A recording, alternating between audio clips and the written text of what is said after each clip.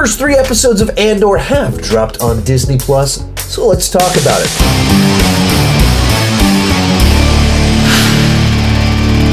Hi, my name is Sean, and I love to talk about movies and TV way too much. With that in mind, go ahead and join me down below in the comment section. Share your spoiler-packed thoughts on the first 3 episodes of Andor.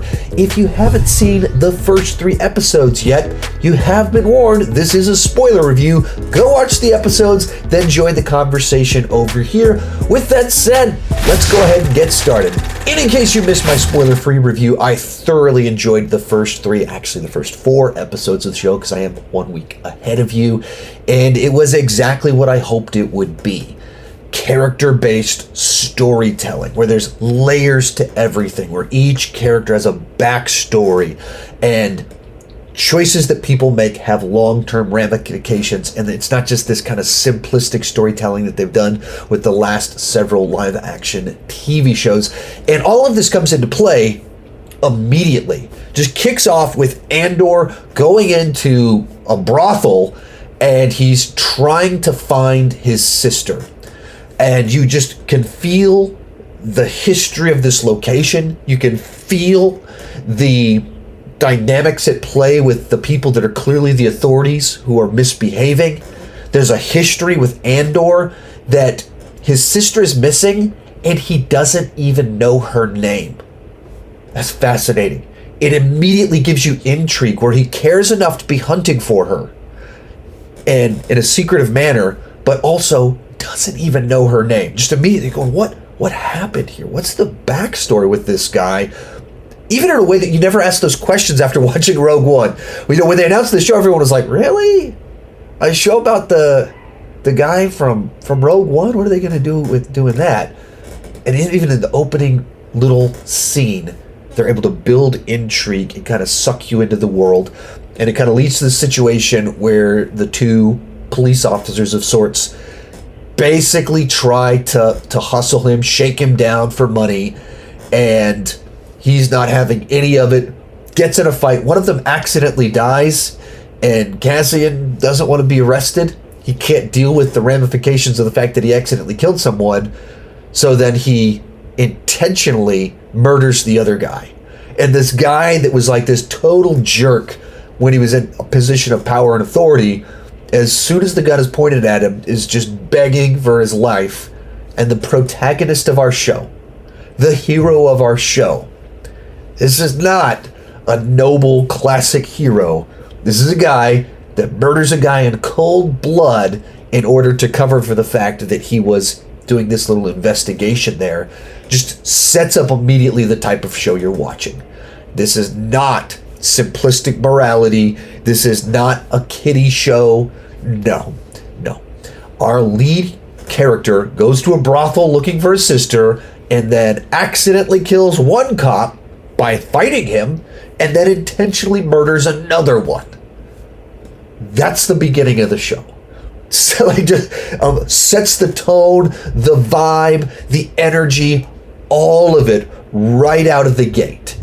And you just go, oh, that's not good.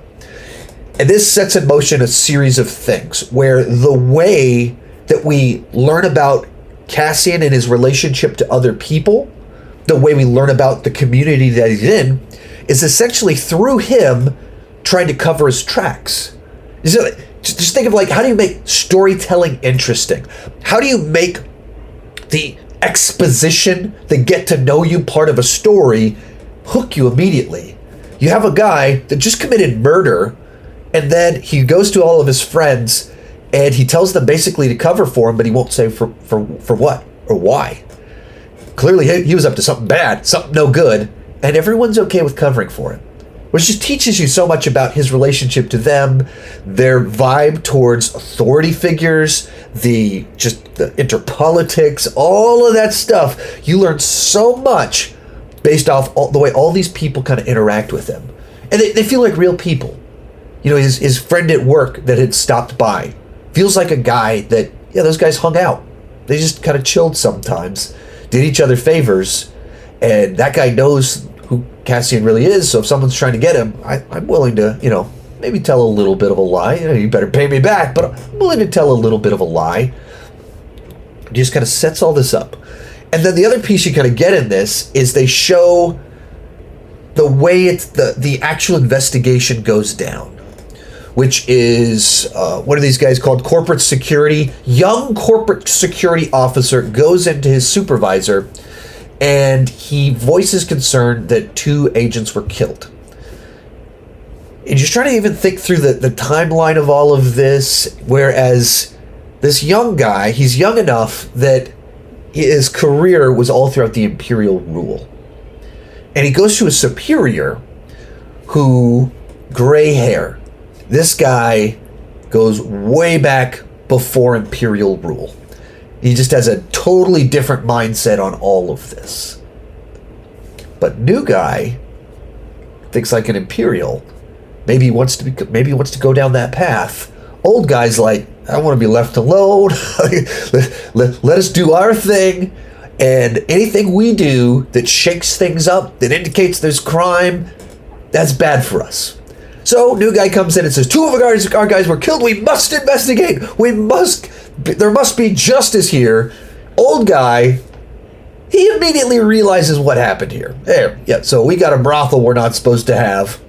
2 of our officers were in there drinking while on duty, which they're not supposed to be doing. And then they pretty clearly started to shake down somebody and they messed with the wrong guy. Nothing was stolen. They weren't mugged.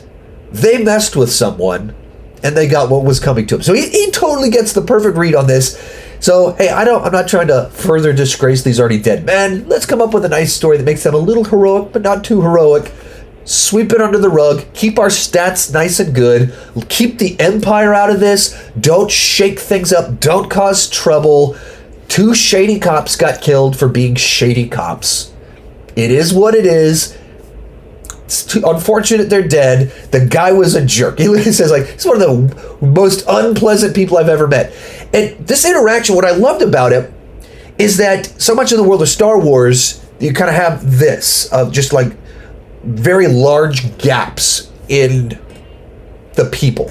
You have people that are the general people that want to be in the side with the rebellion or in the rebellion, but they want the Empire gone, or it's the Empire. So there's very big divide between the two.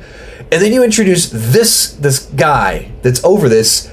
He's kind of in the middle. Like, he's not joining the rebellion. He just wants to be left alone.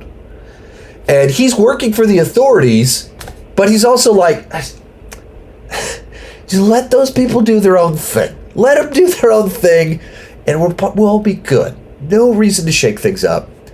Young officer guy has a different mindset. So as soon as old guy goes off to make his reports to the Imperials, young guy wants to make a name for himself, wants justice for these 2 shady cops. It has that Imperial mindset that we've seen all throughout Star Wars for the last 40 years. He kind of has that, hey, we need to do a show of force. And just wants to go in with violence and make a point of it. And it sets up this situation where you kind of feel the tension start building. The first episode is maybe a little bit slow, as it's like, okay, murder, oh, that's fascinating. And then we're slowly seeing Andor try to like cover his tracks and make his plan to kind of get away, as he's probably in trouble. But it's not in a rush to get to the action. And so you meet all these people, set up all these things in the first episode. They kind of pretty abruptly end. So it just kind of does a couple of these flashbacks to his childhood and try to understand how did he get where he's at? What's the deal with his sister? And I don't remember. I think it's the second episode where you meet the older lady that raised him, that also raised Harry Potter.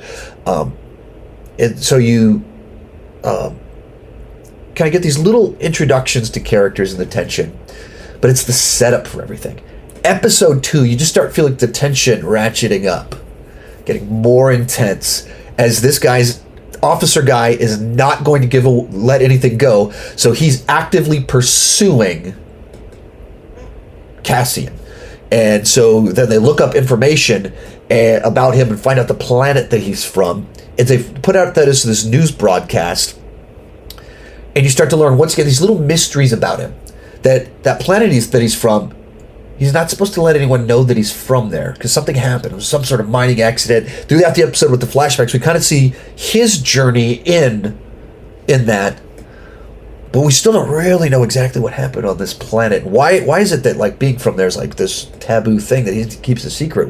What's kind of going on here? They keep alluding to his past, which is fascinating because the whole show is like, let's reveal his past. What do they immediately do? There's even more to his past. And this guy, like, the criticism of Rogue One always has been just these really thin characters that are just kind of, they're charming enough because of the actors, but they're just like ruthless rebel guy, girl with an attitude. Like, they're like a stereotype. And immediately this show gives this rich backstory to this guy, where he has friends that are loyal to him. He's a criminal record, he has a wartime record, and then there's something even before that that's a secret. Like, everything is so deep. And you think, like, any one of these feels like this could be an adventure you'd be fascinated to watch for a little bit. Like, what is this kind of like tribal society that he originally grew up in? And then what's this war that he fought in? This crime that he committed? Like, what's all this stuff? There's just such a rich history there. And like, this lady that raised him, what's going on with that? All of it just feels so deep in what's going on, but that's every detail about the show. It just feels like there's layers to it. His friendships are real people that he's clearly interacted with a ton before, that they have a rapport, and there's little jealousies. So as the episode kind of goes along, Cassian's lady friend, that he's hooking him up with the buyer. The buyer wants to meet him, which wants this kind of, there's clearly a history there. He knew that she has this buyer person and all this stuff. Everything alludes to so much more. It's not paper thin. It's layered. It's complex. Goes to her, and she kind of wants to help him, kind of doesn't, like, all at the same time, kind of like in this mixed emotions is what she's doing. So she kind of goes along with it. And through this, she has this relationship with this other guy, and you realize he's very not cool with Cassian. Everyone else seems cool with Cassian except this guy that is interested in her. And like, is it just a jealousy thing? Is it that he thinks Cassian is shady? Seems like she hasn't said everything about what she does to this boyfriend guy, what the exact pieces are. But it's also kind of get these hints that he's part of the problem here.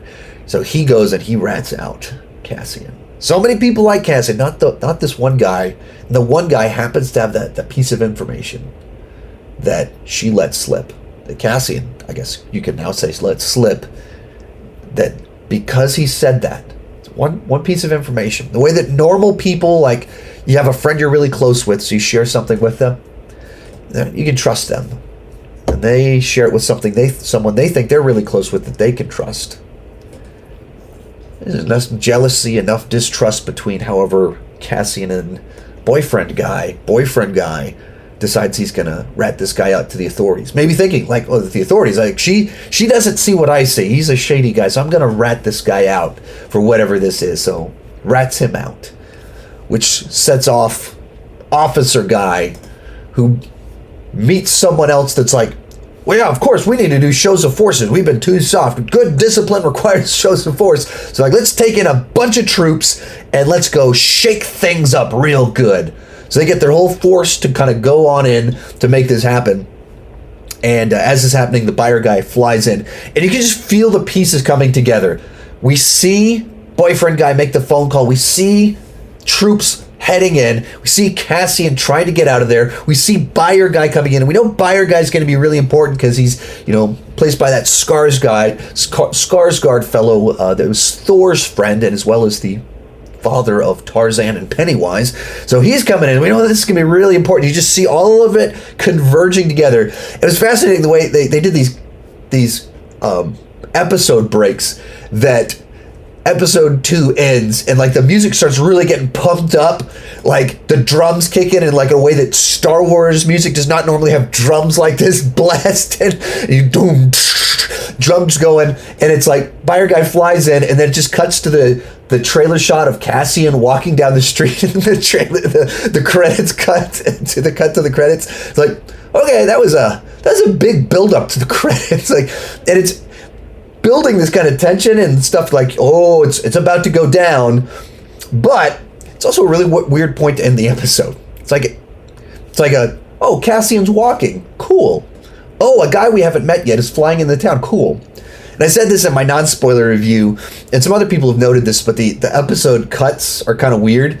And this first 3 episodes plays essentially like a 90-minute TV movie, where you have the first 30-minute first Act 1 introduced a series of conflicts and characters. Act 2, you have the tension build and complications. Act 3, it explodes and goes into action. It all comes together. And then at the end of the episode, it feels like that was a kind of a complete journey. And so, but whenever they do these episode cuts at the end of episode 1 and 2, it just feels like kind of random. And I wonder how much is that why they decided to drop 3 episodes, or is it like if you only got the first episode and had to wait a week for the second episode and had to wait another week for the third episode? I don't think this show lands as well, because those first 2 episodes have intrigue, but they don't really like hook you. So I think you need the full package of the enticing elements of the first 2 episodes with the payoff of the third to really be like, oh, that was cool. So the episode breaks seem kind of weird to me. And I almost wonder if they might have should have just said, all right, let's just release it as a 3-hour pilot movie. The first episode is 90 minutes long. It is kind of like 3 episodes tied together, but it tells a complete story that really gives you all the pieces that you need for when the show kicks off. So we get to the 3rd episode, and I think it really did tie things together. So we're watching the first 2. I was like, okay, maybe a little bit slow. Okay, not a lot of action in this. And then as the 3rd episode hits, and from beginning to end, you just feel this tension, because the first 2 episodes paid it off so well. Like the 3rd episode made me enjoy the first 2 even more. And I rewatched them. I watched them the night that I got access to the show, and then I watched them a couple days ago so I could write notes to do these spoiler reviews. And they're so much better the second viewing, because you can notice all these little details of conversations and jealousies and when things happen, what they mean, how it's setting all the tension up just perfectly. So you go into the episode, and these corporate security guys show up, and they'd been warned all throughout the 2nd episode. People are like, do you really want to do this? Like, do you not understand? These guys do things their own way. Like, I don't know if this is a great idea. And officer guys like, we're going to do it. They killed our officers. We're going to do it. They're like, okay, I don't think you know what you're stepping into. And they immediately land, and you can just see everyone on the ground. All the local people are like, these guys. And there's a tension immediately in the air. Utter lack of trust. This is no good at all. And everywhere they go, crowds are forming, watching, and are hostile immediately. As soon as they get there, and their first action is to go to an old lady's house and tear it up. People don't like it very much when you do that. And they gave us in the flashbacks kind of the backstory there of kind of Cassian kind of checking out this ship, and people are converging on it, and she was just stealing stuff off of it, and he was going to get killed if she didn't take him, so she kidnapped him and raised him. And I don't know how much more we're going to kind of explore some of this stuff. Like, I still don't even fully understand the ramifications of what all of this meant with the relationship. But then she becomes his mom, essentially, and is the person that helped him craft all these lies that he told about how he was never from that planet. Not even sure what all that means. How does Cassian's sister play into it that's gone missing? There's all these kind of things that you're like, what does that mean? Where is she? How much more are we going to explore this? That's the intrigue that the show does a great job of building, while as the B plot, but you have the A plot that has all this tension. So police are like tearing everything up, and they're able to find him because of his communicator, and so they've got to walk across town, and so people are a little bit closer, so they can go after Cassian a little bit sooner, and you just feel the tension with each step, each moment. That while they're walking, the people start doing this clanking. Everyone is in unison. Everyone is in agreement. We see those guys. We're clanking. We are in opposition to these people. We have a plan that they didn't know about. They don't know how we work. We don't like them. And you just feel it. The tension in the air as every step, every time they're looking around. So then the other big thing that kind of happens here, of course, is Cassian meets with the buyer. And it's a great example of like an interaction where 2 people have very different knowledge sets, 2 different ideas of what's actually going on. Cassian just wants to sell a thing to get credits to escape. The buyer showed up because he's been trying to recruit this guy. He's had his eye on him for a long time, and he sees his window. This guy committed crimes. He's on the run. He's leaving here anyway. He could leave to go somewhere by himself, or he could join my cause. I wanted him to join my cause anyway. This is my moment to get him, where he's vulnerable. I have a need, and I think our actual visions align a little bit more than this guy realizes. And so Cassian takes a while to even figure out, like, oh, this guy's not even all that interested in the little doodad. He's interested in me. So things go down where corporate security shows up at their door, and Mr. Skarsgård has like set bombs everywhere because he's not just a buyer, he is a spy. He knows this game very well, and clicks a bomb, immediately kills one of these corporate security guys, and a gunfight breaks out. And as soon as the gunfight or blaster fight started, immediately my thought was like, oh, this is really cool. It's a Star Wars action sequence that's not people running down an Imperial corridor just trying to escape and shoot the stormtroopers. Maybe it's just because the bar's so lowered by Star Wars recently. We've seen that exact same action sequence so many times. They're running through a cave, trying to stop being shot by stormtroopers. They're running through an Imperial corridor, trying not to be shot by stormtroopers. So suddenly, when you have this sequence where they're in a room with like these chain things dangling everywhere, and buyer guy wants them to escape because he's trying to recruit him. The most valuable asset is Cassian to him. To Cassian, still in his mind, I'm just trying to sell this thing to get money. Like, I need to get this thing to the guy so I can get the money so I can escape. So the buyer guy's like, just get out of here. Let's get out of here. Like, I'll take you with me. Let's get out of here. And Cassian's like, no, we got to get the doodad. Just running forward towards it and adding an extra layer of conflict to it, to where there's a thing he's trying to get while trying to escape. The other guy just wants to escape, and those guys want to kill each of them. So just multiple layers to it. It's not simple, run down corridor and don't die. There's other stuff kind of going on, making it more and more interesting. So as they kill 3 guys in this room and start to escape, and you kind of hear back to Officer Guy, who is starting to realize, oh, I'm not in control. Wait, I was warned not to do this repeatedly. I did it anyway, and it's going really bad. So eventually get to a point in time where Cassian is able to actually catch Officer Guy, and Officer Guy folds pretty quickly as soon as he's threatened with death and gives up the number of troops there are. They don't kill him, they leave him all tied up, but he's like broken and cowering as all this is going down. And so then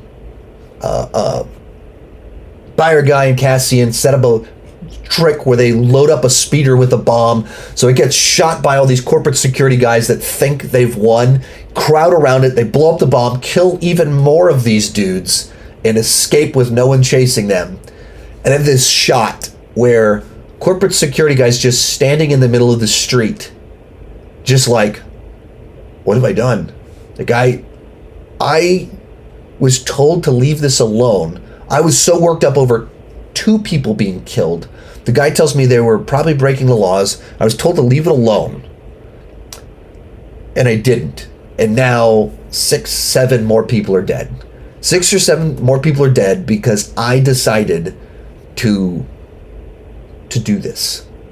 And he's like in shell shock, just standing there, stuff's burning, and the other guy runs up to him and is like, we gotta get out of here. And just how much things shifted from they show up and they're just confidently walking wherever they want as if they're in total control, and it's like, wait, we got to get out of here. And they had no clue what they were up to. Oh, little details I missed in there. I believe the way it played out is Cassian's friend that worked the kind of construction site, once the clanging starts, he walks up and he attaches the crane to their ship. I believe he was the one that did that. I watched it twice. I thought that was my interpretation. I didn't pause to rewind to double check it, but whether it was his friend or not, the locals, they are so not on the side of corporate security doing what they're doing that they set up the ship to crash. And as much as these corporate security guys, well, their team, they've got a whole bunch of them. We're surrounded. Like, no. Well, I mean, you are surrounded because everyone there hates you. Everyone there rejects what you're doing. And they still decide to kind of just step into the middle of it and go for it. And they have a very bad day because of it.